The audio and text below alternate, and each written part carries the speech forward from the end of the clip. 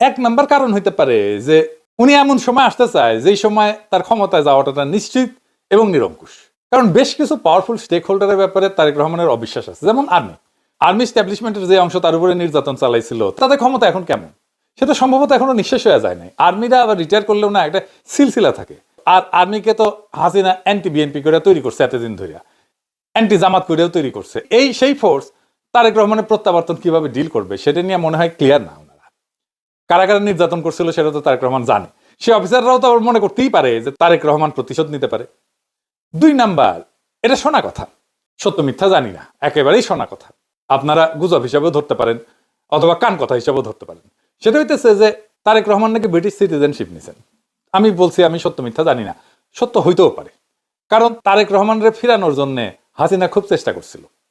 একজন বাংলাদেশি নাগরিককে ফেরানোর চাইতে ব্রিটিশ সিটিজেনকে ফেরানো কঠিন, এই জন্যও হইতে পারে। এটা কোনো অন্যায় না ওনার তরফ থেকে, প্র্যাকটিক্যাল কারণে উনি করছেন। আমি হইলেও একই কাজ করতাম। এখন এই সিটিজেনশিপ কিভাবে কখন ত্যাগ করবেন এটা একটা স্ট্র্যাটেজিক এবং লিগাল ইস্যু।